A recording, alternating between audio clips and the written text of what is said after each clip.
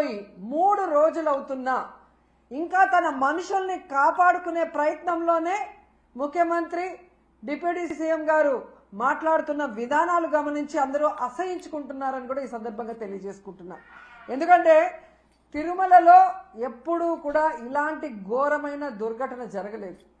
చంద్రబాబు నాయుడు ఏ ముహూర్తాన ముఖ్యమంత్రి అయ్యాడో ఈ టీటీడీ అలాగే వెంకటేశ్వర స్వామి పరువు ప్రతిష్ట దిగజారిపోయేలాగా ప్రతి ఒక్క కార్యక్రమం చేయటం మనం కళ్ళారా చూస్తున్నాం. నిజంగా ఈరోజు ఎంత బాధాకరం అంటే ఈ చంద్రబాబు నాయుడు తన మనుషుల్ని టీటీడీలోను తిరుపతిలో పెట్టుకొని ఈరోజు 6 మందిని బలి తీసుకుంటే ఇంతవరకు ఒక్కరి మీద కూడా కేసు పెట్టలేదు, వాళ్ళని కాపాడాలన్న ప్రయత్నం చేస్తున్నాడు అంటే ఈయనకి హిందువులంటే గౌరవం లేదా? ఈయనకి భక్తులంటే గౌరవం లేదా? వాళ్ళ ప్రాణాలకి విలువ లేదా? ఎంత సిగ్గుచేటో ఒకసారి మీరు ఆలోచించండి. ఈరోజు చంద్రబాబు నాయుడు తనకి రోజు భజన చేసే నాయుడు గారినేమో టీటీడీ చైర్మన్ చేసుకున్నాడు. తన గత ఓఎస్డి వెంకయ్య చౌదరినేమో అడిషనల్ ఈఓగా పెట్టాడు. మళ్ళీ జేఈఓగా కూడా పోస్ట్ ఇచ్చాడు. జేఈఓ అనేది ఒక సీనియరు అనుభవం ఉన్న వ్యక్తికి ఇవ్వాల్సిన పోస్టుని ఏ అనుభవం లేనివాడు, భక్తి లేనివాడు, భక్తుల మీద ప్రేమ అభిమానం లేనివాడికి ఇచ్చాడు అంటే దానికి కారణం వెంకయ్య చౌదరి అవటమేనా అని నేను అడుగుతున్నా. ఇక ఎస్పీగా సుబ్బారాయుడు గారు తన దగ్గర సెక్యూరిటీ ఆఫీసర్గా పనిచేసిన వాడిని తిరుపతి తీసుకొచ్చి ఎస్పీగా పెట్టాడు. ఇలా నీకు సేవ చేసే వాళ్ళని పెట్టుకొని భక్తులకి సేవ చేయాలన్న ఆలోచన వాళ్ళకి లేకుండా చేసి ఈరోజు 6 మంది చనిపోవటానికి 60 మంది గాయపడటానికి కారణమైన వాళ్ళని ఇంతవరకు కేసు పెట్టకుండా కాపాడాలన్న ప్రయత్నం చేస్తుంటే చంద్రబాబు నాయుడిని ఏమనాలో ఒకసారి మీ అందరూ కూడా ఆలోచించుకోవాలి. ఎందుకంటే దీంట్లో వీళ్ళందరితో పాటు మొదటి ముద్దాయిగా చంద్రబాబు నాయుడు గారిని పెట్టాలి. ఎందుకంటే ఒక పక్క మోడీ గారి మీటింగ్ జరుగుతుంది, దానికి ఉన్న పోలీసులంతా అటుపోయారు. ఇక చిత్తూరు తిరుపతి జిల్లా పోలీసులనైనా ఈ టోకన్ల దగ్గర పెట్టి ఒక 3 రోజులు ముందుగానే టోకన్లు ఇచ్చి వాళ్ళకి సేఫ్టీగా పంపించుంటే ఈరోజు ఈ దుర్ఘటన జరిగి ఉండేది కాదు. కానీ 9వ తేదీ టోకన్లు ఇస్తామని చెప్పి అది 8వ తేదీ సాయంత్రానికే ప్రీపోన్ చేసి 6, 7, 8 చంద్రబాబు నాయుడు కుప్పంలో కూర్చొని ప్రోగ్రాం చేసుకుంటూ పోలీసుల్ని అధికారుల్ని తన చుట్టూ తిప్పుకొని వాళ్ళని పని చేయకుండా చేసి 6 మందిని చంపేసి ఇప్పుడు అధికారుల తప్పిదం అంటే ఇది తప్పించుకోవడం కాదా? ఇది ముమ్మాటికి చంద్రబాబు నాయుడు ఆయన ప్రభుత్వం చేసిన హత్యే. ఆయన ఏం ప్రోగ్రాం చేశారో మీ అందరికీ తెలుసా? ఒకసారి చూడండి. 6, 7, 8వ తేదీ చేసిన ప్రోగ్రాంలు స్వర్ణ కుప్పం అంట, కుప్పం విజన్ 2029 అంట. 30 ఏళ్లకు పైగా కుప్పానికి ఎమ్మెల్యేగా ఉన్నావు, మూడు సార్లు ఆల్రెడీ ముఖ్యమంత్రిగా చేశావు. అప్పుడు చేయలేని స్వర్ణ కుప్పం ఇప్పుడు చేస్తానని ఇలాంటి ఒక క్రూషియల్ టైంలో పెట్టి నీ సెల్ఫ్ డబ్బా నీ భజన నువ్వు చేసుకోవడానికి 6 మందిని చంపేసి 60 మందిని గాయాల పాలు చేసి మళ్ళీ కళ్ళబొల్లి మాటలు ఎంతవరకు మాట్లాడటం సమంజసం? కాబట్టి మొదటి ముద్దాయి చంద్రబాబు నాయుడే, అధికారులు కాదు. అధికారులను పని చేయకుండా నీ చుట్టూ నీ సేవ చేయించుకున్నది నీ తప్పు. ఇలాంటి సమయంలో పెట్టుకోకూడదు అలాంటి ప్రోగ్రాం. ఒకటి కొంచెం ముందైనా పెట్టుకోవాలి, లేదా పండగ తర్వాత అయినా పెట్టుకోవాలి. ఎందుకంటే వైకుంఠ ఏకాదశి 10వ తేదీని అందరికీ తెలుసు. నువ్వు తిరుపతిలోనే పుట్టావు, మీ చైర్మన్ టీటీడీ చైర్మన్ చిత్తూరు జిల్లా వాడే. మరి మీకు తెలీదా ప్రతి సంవత్సరం ఇన్ని లక్షలాది మంది వస్తారు, వారందరికీ సెక్యూరిటీ ఇవ్వాలి, సక్రమంగా టోకన్లు రిలీజ్ చేయాలన్న ఆలోచన మీకు లేదా? మళ్ళీ సిగ్గు లేకుండా నిస్సిగ్గుగా ఆ గాయపడిన వాళ్ళని పరామర్శించేటప్పుడు ఈ టోకన్ సిస్టమ్ నేను తేలేదమ్మా, గత ప్రభుత్వం తప్పు అంటున్నావు. మరి గత ప్రభుత్వంలో టోకన్లు ఇచ్చినప్పుడు ఎక్కడా తొక్కిసలాటలు జరగలేదు, ఎక్కడా ఎవరు చనిపోలేదు. మరి ఇప్పుడే ఎందుకు జరిగింది? మీ చేతగానితనం కాదా? మీరు పెట్టుకున్న మీ భజన పరుల వల్ల జరిగిన తప్పిదం కాదా? ఒకవేళ అది కరెక్ట్ కాదనుకున్నప్పుడు నువ్వు ముఖ్యమంత్రి అయ్యి 7 నెలలు అవుతుంది, మరి ఎందుకు తీసేయలేదు ఆ టోకెన్ సిస్టమ్? పిల్లలకు ఉపయోగపడే అమ్మఒడి తీసేస్తావు, పేదవాళ్ళకి అవసరమయ్యే ఆరోగ్యశ్రీ తీసేస్తావు, ఏజ్డ్ మహిళలకు యూజ్ అయ్యే వైఎస్ఆర్ చేయూత తీసేస్తావు, పేద పిల్లలు చదువుకునే ఫీజు రియంబర్స్మెంట్ పాలసీని మార్చేస్తావు, పేద ప్రజల రక్తాన్ని పీల్చేలాగా మద్యం పాలసీని మార్చేస్తావు, కానీ టోకెన్ సిస్టమ్ మార్చలేవు ఒకవేళ తప్పని తెలిస్తే. అంటే ఈరోజు నీ నిర్లక్ష్యం వల్ల, నువ్వు పెట్టుకున్న వాళ్ళ నిర్లక్ష్యం వల్ల ప్రజలు చచ్చిపోతే దాన్ని డైవర్ట్ చేసి ఎవరి మీద తోసేయాలని చూస్తున్నావు తప్ప తప్పు చేసిన వాళ్ళని శిక్షించాలి, ఈ తప్పు మళ్ళీ జరగకుండా చూడాలి అన్న చిత్తశుద్ధి చంద్రబాబు నాయుడికి లేకపోవటం అనేది ఇక్కడ అందరూ కూడా గమనించాల్సిన విషయం. ఈరోజు చంద్రబాబు నాయుడు చెప్తాడు ఇది అఫీషియల్స్ తప్పని, పవన్ కళ్యాణ్ గారు వస్తారు ఇది టీటీడీ చైర్మన్ అడిషనల్ ఈఓ గారు ఎస్పీ గారు తప్పని ఆయన చెప్తాడు.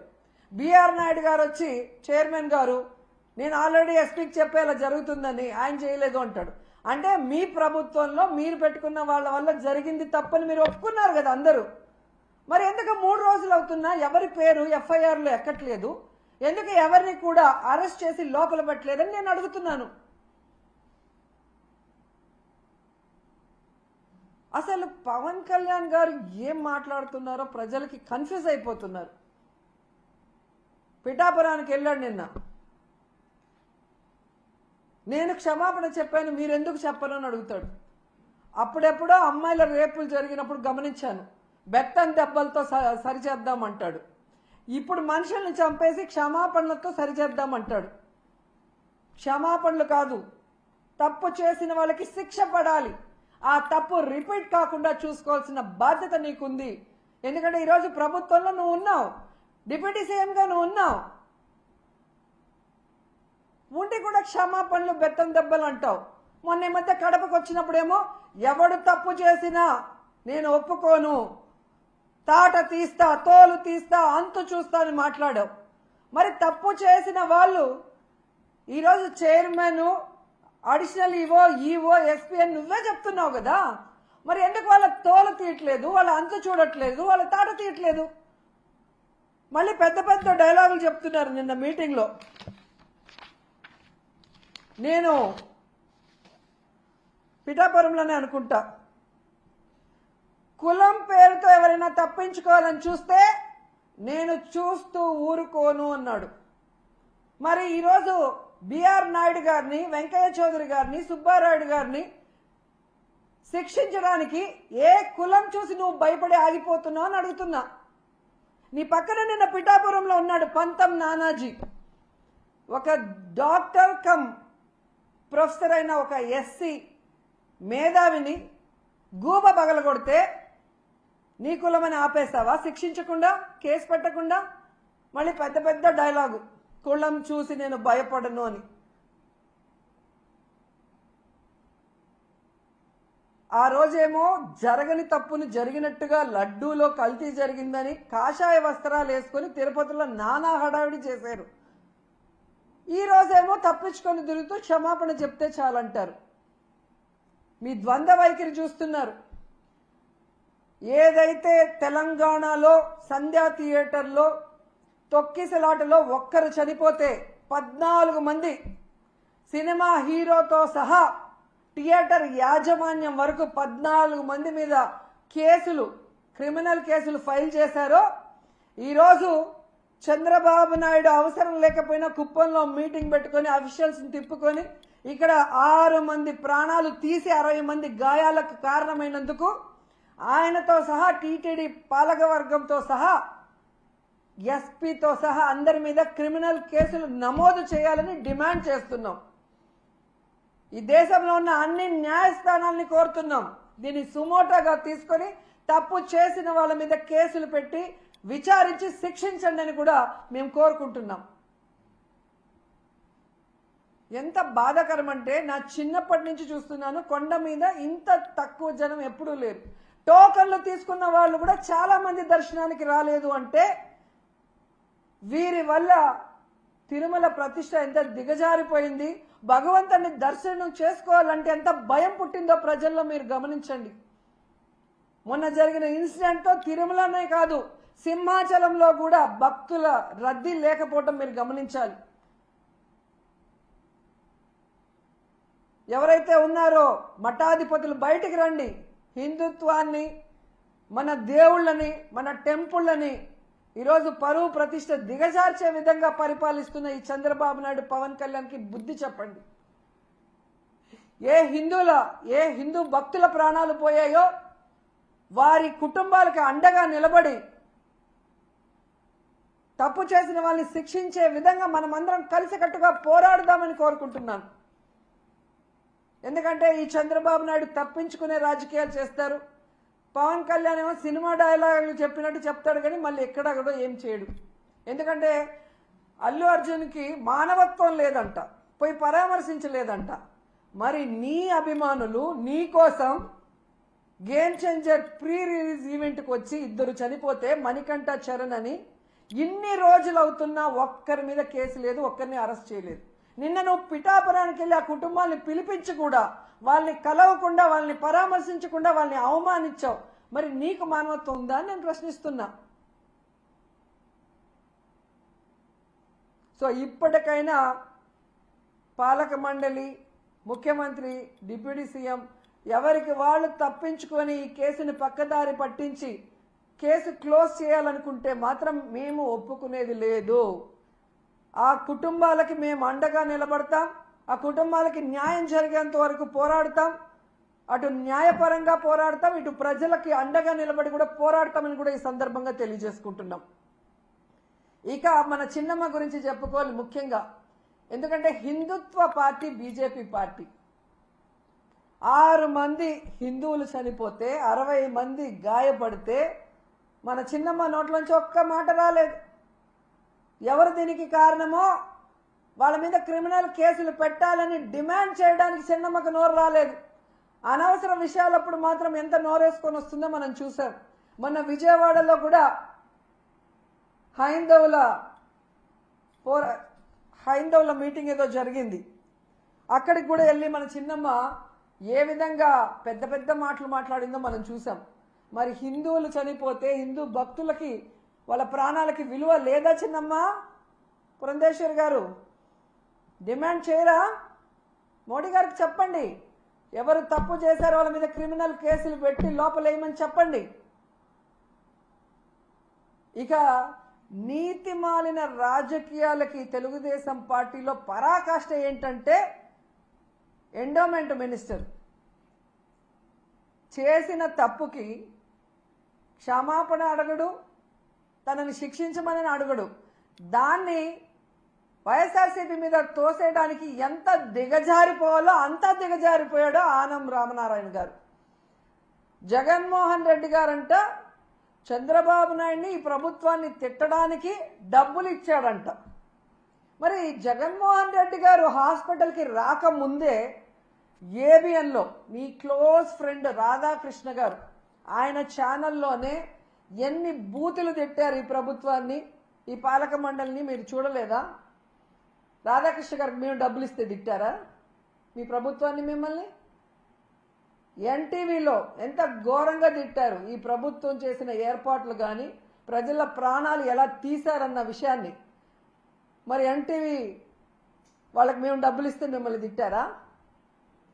ఇక మీ పసుపు ఛానల్ ఈటీవీ,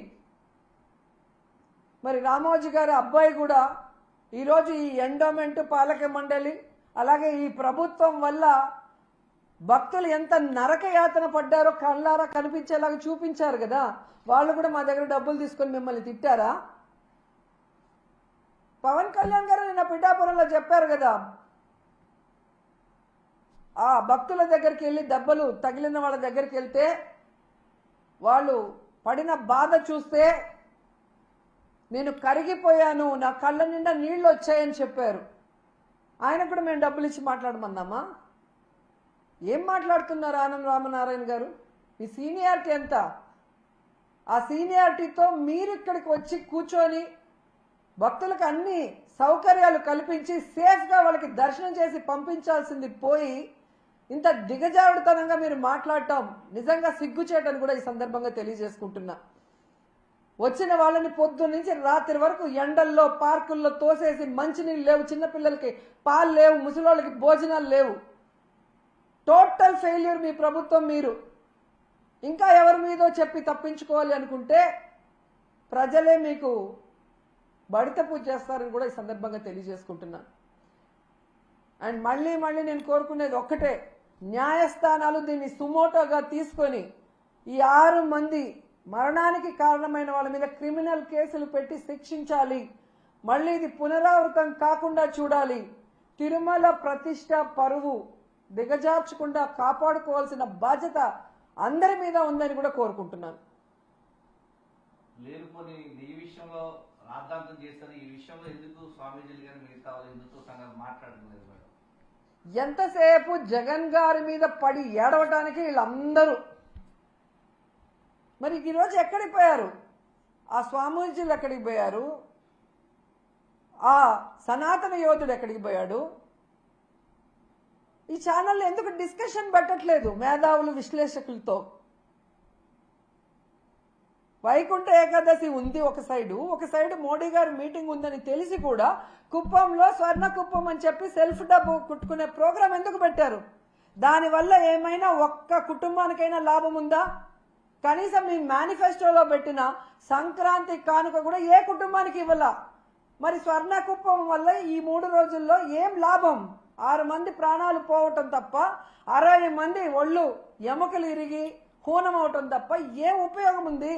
ఇంత అర్జెంటుగా పెట్టి ఆఫీసర్లందరినీ టార్చర్ పెట్టి ఇప్పుడు ఎవరినో బలిపశువులు చేసి అసలైన నీ భజన పరులు ఈ మరణానికి కారణమైన వాళ్ళని తప్పించాలని చూస్తున్నావు. ఎంత సిగ్గుచేటు.